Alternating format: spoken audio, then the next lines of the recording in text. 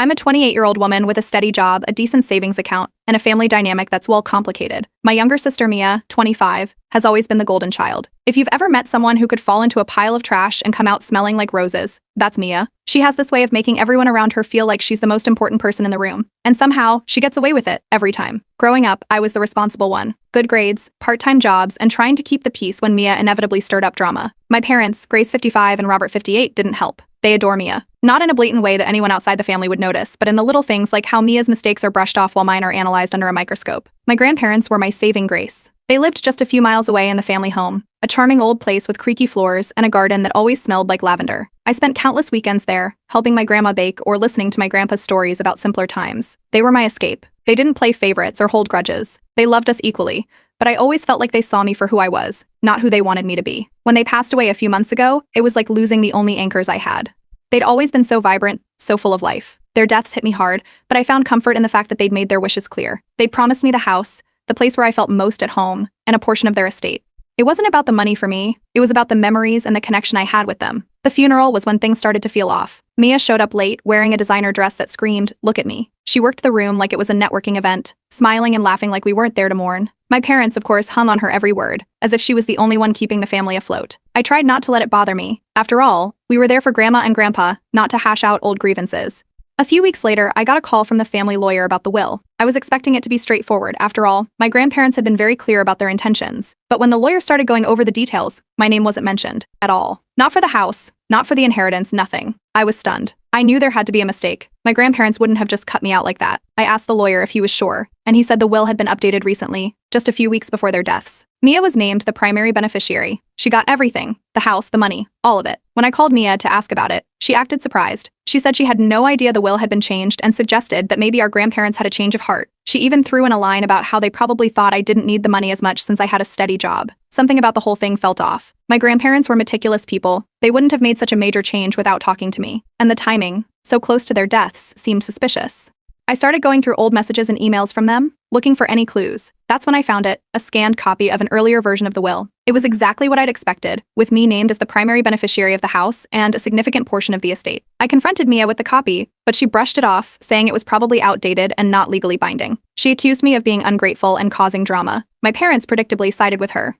They told me to let it go, saying that what's done is done and that fighting over the will would only tear the family apart. But I couldn't let it go. My grandparents trusted me. They'd made their wishes clear, and I wasn't about to let Mia rewrite history. I started digging deeper, looking into the timeline of when the will was supposedly updated. I reached out to the lawyer again, asking for details about the changes. At first, he was hesitant, but eventually he admitted that Mia had been the one to push for the updates. She'd been in constant contact with the office in the weeks leading up to my grandparents' deaths. It wasn't just that she'd gotten the inheritance. It was how she'd done it, sneaking behind my back, manipulating our grandparents in their final days, and then pretending to be innocent. I felt like I was standing at the edge of a cliff, staring into the chaos Mia had created. My parents believed her. Most of the extended family believed her. But I knew the truth, and I wasn't about to let her get away with it.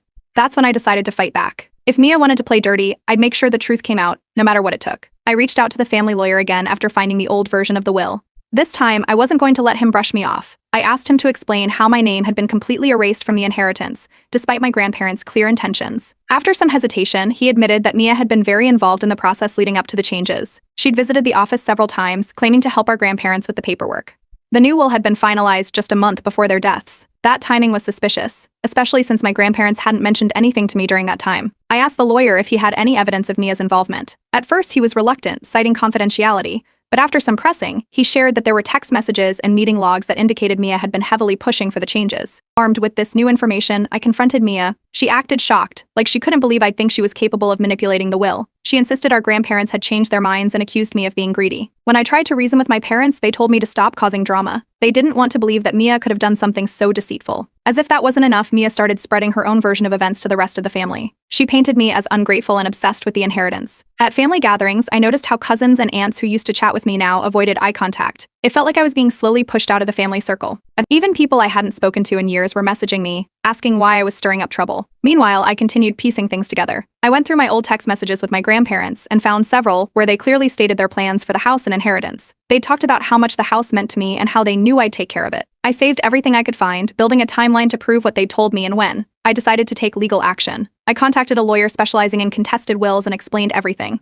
She agreed to take my case, and we filed a claim to contest the will. Once the papers were served, Mia's reaction was immediate. She called me, furious, claiming I was ruining her life. My parents begged me to drop the case, saying it would tear the family apart, but I wasn't backing down. At the initial hearing, Mia's demeanor was telling. She was jittery, avoiding eye contact with the judge and fumbling through her responses. My lawyer presented the original version of the will as evidence, along with the texts and meeting logs from the family lawyer showing Mia's interference. While this wasn't enough to prove outright fraud, it raised enough questions to warrant further investigation. As the case progressed, more details about Mia's behavior came to light. One of the biggest shocks was learning she'd already used part of the inheritance to buy herself a brand new luxury car. It was flashy, bright red, and completely out of place for someone who claimed to have no involvement in securing the will. When I asked her about it, she shrugged it off, saying she'd always wanted one and saw no harm in treating herself. The arrogance of it all only fueled my determination. My grandparents had trusted me, and I wasn't going to let Mia's schemes tarnish their memory. With each new piece of evidence, my case grew stronger. But so did the divide in the family. Grace and Robert continued to defend Mia, insisting there had to be a misunderstanding. They didn't want to hear about the mounting evidence. Mia kept up her act, playing the victim and accusing me of dragging the family's name through the mud. But I could see the cracks starting to form. At one point, my lawyer uncovered discrepancies in the timeline of the will's updates. The dates didn't align with my grandparents' known health issues, suggesting that they might not have been in the best state of mind when the changes were made. This added another layer of doubt to Mia's story. As more family members learned about the legal case, some began to question Mia's actions. A few reached out to me privately, offering support and sharing their own doubts. One distant cousin even provided me with old voice recordings where my grandparents talked about their plans for the house. It was bittersweet listening to their voices again, but it reminded me why I was fighting so hard. With the trial date looming, tensions were at an all-time high. Mia tried to bribe me into settling, offering to give me a small portion of the inheritance if I dropped the case. I refused. This wasn't just about the money, it was about doing right by my grandparents and holding Mia accountable. Every day, I felt more confident that the truth would come out. The evidence was piling up, and Mia's behavior was becoming harder to defend. She'd underestimated me, thinking I'd back down when the pressure got too intense. But I wasn't the same person I was when we were kids. This time, I wasn't going to let her win. My lawyer suggested bringing in a forensic expert to examine the will. If there was foul play, we needed concrete proof. The expert meticulously analyzed the document, comparing the signatures on the revised will to verified examples from my grandparents' past records. After a thorough review, the findings were clear the signatures had been forged. This discovery changed everything. Armed with this evidence, my lawyer filed an official motion to include the forgery report in the case. As whispers about the forgery began to spread among the family, my parents couldn't ignore the situation any longer. Grace and Robert, who had staunchly defended Mia up until now, started asking questions. The cracks in their loyalty to her became more visible. At the same time, a distant cousin I hadn't spoken to in years reached out. They'd heard about the case and offered to help. This cousin had spent a lot of time with my grandparents in their later years and confirmed they'd always intended for me to inherit the house. They even had voice recordings of conversations where my grandparents openly discussed their plans to leave me the house and part of the estate. Those recordings were a powerful addition to my growing collection of evidence. Mia's response to all of this was to go on the offensive. She started accusing me of dragging the family name through the mud and being money hungry. She complained to anyone who would listen, spinning the narrative that I was the one causing problems. Grace pleaded with me to drop the case, claiming it was tearing the family apart. She didn't want to believe her golden child could do something so underhanded, but even she couldn't ignore the growing pile of evidence. Robert, on the other hand, seemed to be quietly reevaluating his stance. During one particularly tense conversation, he admitted he wasn't sure Mia was entirely innocent. My lawyer continued building our case. We now had the forged will, the original version of the will, and voice recordings from my grandparents. It was becoming increasingly difficult for Mia to maintain her facade of innocence. Still, she wasn't ready to back down. In fact, she doubled down on her tactics. One day, I discovered something shocking. Mia had forged checks from my grandparents' account, shortly before their deaths. These weren't small amounts, either. She'd been siphoning money for months under the guise of helping with their expenses. My lawyer quickly added this to the growing case file. The more we uncovered, the clearer it became that Mia had been systematically taking advantage of my grandparents during their most vulnerable time. When Grace and Robert learned about the forged checks, they finally confronted Mia in private. At first, she tried to deny everything, but when pressed, she shifted tactics. She argued that she deserved the inheritance more than I did, because she'd been there for them during their final months. That argument didn't hold much weight, especially considering the mounting evidence against her. As the trial date approached, the tension in the family reached an all-time high. Extended family members started choosing sides, and the divide grew deeper. Some relatives openly supported me, while others clung to the idea that Mia couldn't possibly be guilty. It was exhausting, but I knew the truth was on my side, and I wasn't going to let her win. Mia tried one last desperate move to avoid the courtroom showdown. She called me late one night and offered a deal. If I dropped the case, she'd give me a portion of the inheritance, enough to make the fight not worth it. I refused. This wasn't just about money. It was about standing up for what was right and honoring my grandparents' wishes. Meanwhile, my lawyer continued preparing for the trial. The forensic expert would testify about the forged signatures, and the recordings from my cousin would be played in court. The evidence of the forged checks would also be presented, painting a clear picture of Mia's manipulation. Grace and Robert, now fully aware of the extent of Mia's deceit, stopped defending her publicly. They didn't apologize outright, but their silence spoke volumes. Mia, however, wasn't ready to admit defeat. She kept spinning her narrative, insisting she was the victim in all of this. The trial was only days away, and I felt ready. The truth was finally coming to light, and for the first time I felt like justice might actually prevail. The family relationships, however, were irreparably strained. Grace and Robert avoided direct conversations with me, clearly embarrassed by how far they'd gone to defend Mia. Extended family members were split, with some reaching out to show support and others staying firmly in Mia's camp. Despite the chaos, I stayed focused. The fight wasn't just for the inheritance, it was for my grandparents, who had trusted me to do the right thing. As the trial date approached, I could see Mia's confidence wavering. For the first time, she seemed to realize that she might not come out on top. The stage was set for the courtroom showdown, and I was ready to face whatever came next. The courtroom was packed on the first day of the hearing. I could feel the weight of every stare as I walked in, but I stayed focused. My lawyer opened with the forensic evidence, presenting the expert's analysis of the will. The expert explained in clear terms how the signatures on the revised document didn't match my grandparents' authentic ones. Charts and overlays showed the discrepancies, making it impossible to deny the forgery. Mia's lawyer tried to argue that the changes were legitimate, and that my grandparents might have signed differently due to age or illness. But the expert was ready for that, pointing out that even with shaky hands, certain unique traits of their signatures wouldn't have changed. The judge seemed to pay close attention to this, nodding along as the expert spoke. Next, my lawyer called me to the stand. I shared details about my relationship with my grandparents, the weekends spent baking with my grandma,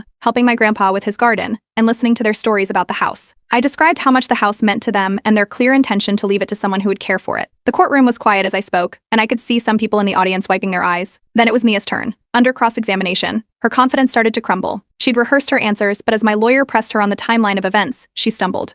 At one point, she claimed she hadn't been involved in the will's changes, only to contradict herself moments later by admitting she'd helped facilitate the updates. The inconsistencies were glaring. My lawyer pointed out how her stories didn't match the evidence we'd presented, texts with the family lawyer, meeting logs, and of course the forged signatures. Mia tried to redirect blame, saying she was only following what she thought were my grandparents' wishes. But the more she spoke, the more her lies unraveled. Grace and Robert were called to the stand next. Watching them testify was a mix of awkwardness and vindication. Grace, who had been Mia's staunchest defender, looked visibly uncomfortable. She admitted she'd assumed Mia was innocent but hadn't known about the forged checks or the extent of Mia's involvement in the will's changes. Robert, though more subdued, admitted he'd started to doubt Mia's version of events as more evidence came to light. Their testimonies were neutral overall but hinted at their growing unease with Mia's behavior. The recordings from my cousin were the next bombshell. Hearing my grandparents' voices in court was both heartbreaking and empowering. They talked about how much the house meant to them and their plans to leave it to me, mentioning my dedication and the time I'd spent with them. The judge listened carefully, occasionally glancing at Mia, who sat stiffly in her chair. When the forged checks came up, Mia's composure finally broke. My lawyer presented bank records showing how money had been siphoned from my grandparents' accounts and used for personal expenses, including the luxury car Mia had purchased. When questioned directly by the judge, Mia struggled to provide a coherent explanation. She mumbled something about helping with bills but couldn't justify the amounts or the purchases. Mia's frustration boiled over. She lashed out, claiming I was ruining her life and accusing me of being greedy. Her outburst didn't help her case. If anything, it reinforced the image of someone willing to manipulate and deceive to get what she wanted. After days of testimony and evidence, the judge finally delivered the verdict. The original will was reinstated, granting me the house and the portion of the estate my grandparents had intended. Mia was ordered to return the misused funds, including the money she'd spent on her car. Watching her reaction as the ruling was read was surreal. For the first time, she seemed to grasp the consequences of her actions. Grace and Robert approached me after the hearing. For the first time in years, they apologized. They admitted they'd been wrong to blindly trust Mia and expressed regret for not believing me sooner. While their apology didn't erase the hurt, it was a step toward repairing our fractured relationship. As for Mia, she immediately tried to appeal the decision but quickly ran out of resources. Her reputation within the family and community had taken a massive hit. Extended family members who had initially supported her started reaching out to me, offering apologies and support. With the house and inheritance restored, I began the process of moving forward. The house, now legally mine, felt like a bittersweet victory. It represented not just my grandparents' legacy but also the struggle I'd endured to honor their wishes. Mia disappeared from the family's radar for a while. She stopped attending gatherings and avoided most of the relatives who now knew the truth. While I didn't relish her downfall, I felt a sense of relief knowing justice had been served. Reflecting on everything, I realized that this fight wasn't just about material things. It was about standing up for the values my grandparents had instilled in me: honesty, perseverance, and the importance of doing what's right. Though my relationship with Mia may never recover, I've made peace with that. Some wounds take longer to heal, or may never heal at all. For now, I'm focused on honoring my grandparents' memory and building a future they'd be proud of. Moving into my grandparents' house was bittersweet. The creaky floors, the familiar smell of lavender lingering in the garden, and the warmth of their old furniture, it all reminded me of them. But the memories also brought a sense of loss. I decided to honor their legacy by giving the house a fresh start while preserving its charm. The first thing I did was tackle some much-needed renovations. The kitchen cabinets were falling apart, and the paint on the walls had faded to a dull gray.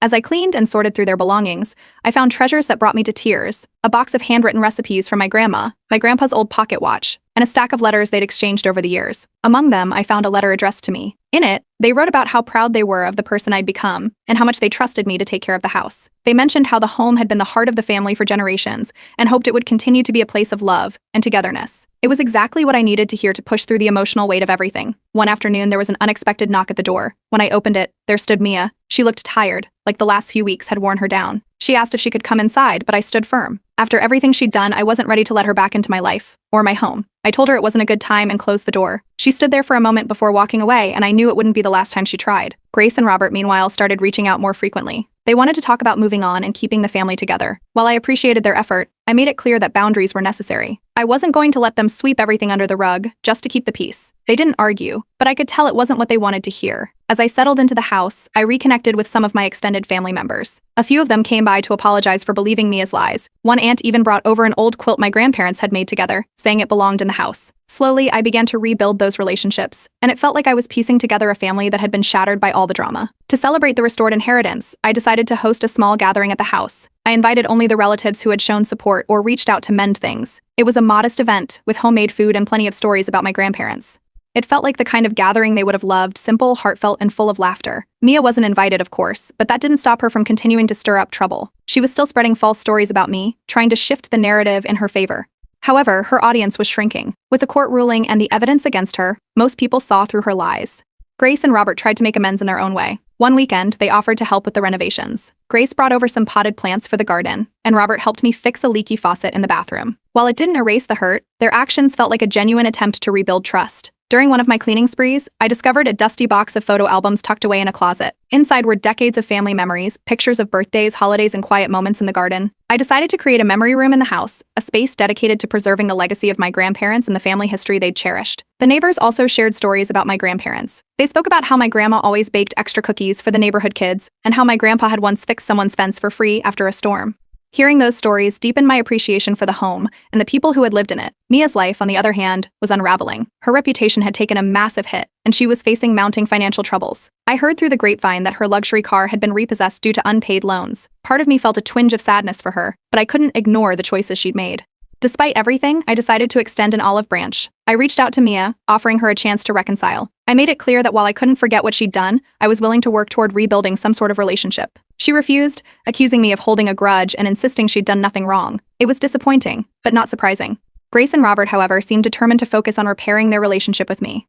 They started visiting more often, bringing little gifts or offering to help around the house. Their efforts didn't go unnoticed, and while it would take time to fully trust them again, it felt like a step in the right direction. As I stood in the garden one evening, surrounded by the plants my grandma had nurtured and the house my grandpa had built with love, I felt a sense of peace. I'd fought hard for this home, not just for the physical property, but for everything it represented. Justice had been served, and while the family dynamic might never fully heal, I knew I'd done right by my grandparents. This house was more than just a place to live. It was a reminder of resilience, love, and the importance of standing up for what matters. The renovations took months, but the house finally looked like the home my grandparents had always envisioned. The walls were freshly painted in soft, warm tones. The kitchen gleamed with new countertops while still holding the charm of the original layout. I even restored the garden, planting rows of lavender and roses, just like my grandma used to have. The memory room became my favorite part of the house. It was filled with photo albums, handwritten notes, and a quilt my aunt had given me. It wasn't just a room, it was a tribute to their lives and everything they had passed down to me. With the house complete, I wanted to do something meaningful with the inheritance. My grandparents had always been generous, so I started a small charity in their name.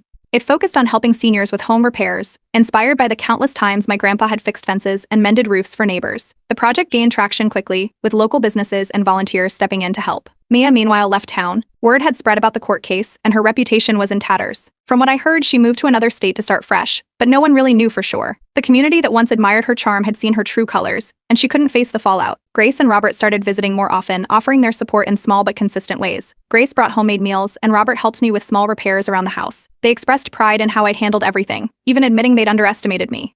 Their efforts to rebuild our relationship felt genuine, and while I wasn't ready to let go of all the hurt, I appreciated their commitment. I also began building friendships with the neighbors and reconnecting with the community. People shared stories about my grandparents, each one a reminder of the kind, selfless lives they'd led. One neighbor, an elderly woman who'd known my grandma for decades, gifted me an old cookbook that had belonged to her. It was filled with notes from my grandma, and I added it to the memory room. The house became a gathering place for the family once again. I hosted a small get-together to celebrate the renovations and the charity launch. It was heartwarming to see cousins, aunts, and uncles laughing and sharing stories. Mia's absence was noticeable, but no one brought her up. It felt like a fresh start for the family, even if the wounds from the ordeal were still healing. One day I received a letter from a relative I hadn't heard from in years. They wrote about how they'd initially believed me as lies but had come to realize the truth. They thanked me for standing up for what was right, saying it had inspired them to reconnect with the family and reflect on their own priorities. It was a reminder of the ripple effects our actions can have, even when we don't realize it. Around this time, I started journaling about my experiences. Putting everything down on paper helped me process the whirlwind of events. It also gave me a sense of closure. I found myself reflecting not just on the pain, but also on the lessons I'd learned. Self-advocacy, resilience, and the importance of staying true to my values were recurring themes. As word of the memory room spread, extended family members began contributing heirlooms. One cousin brought over an old tea set that my grandma had gifted her as a child. Another relative sent me framed photos of family reunions from decades ago. The room became a living archive, a testament to the strength and history of our family. Mia's financial struggles became public knowledge. Her luxury car had been repossessed, and she was reportedly living paycheck to paycheck. I wasn't happy about her misfortune, but I couldn't ignore how her choices had led to this point. Despite everything, I decided to reach out one last time. I offered her a chance to reconcile, making it clear that it would require accountability on her part. She rejected the offer, blaming me for her situation and insisting she'd done nothing wrong. Grace and Robert, on the other hand, continued to show their commitment to repairing our relationship. They were consistent in their efforts, and over time, I found myself trusting them more. They never pushed for too much too soon, which made it easier to rebuild the connection. I focused on my career and hobbies, finding a renewed sense of purpose. The house became not just a home but a source of inspiration. I hosted more gatherings, welcomed neighbors for coffee in the garden, and continued expanding the charity. Years later, Mia reached out. Her tone was different, more subdued. She wanted to reconnect, but I kept my boundaries firm. I'd learned that not all relationships are worth mending, especially when trust has been broken so deeply. Looking back, I see the ordeal as a pivotal moment in my life. It was painful, exhausting, and at times overwhelming, but it taught me the value of standing up for myself and honoring the people who mattered most to me. My grandparents' love and guidance gave me the strength to face challenges I never thought I could handle. As I sit in the garden, surrounded by their lavender plants, I feel at peace. Their legacy lives on, not just in the house, but in the values they instilled in me and the relationships I've worked to rebuild. This house, this journey, is a testament to their lives and the lessons they left behind.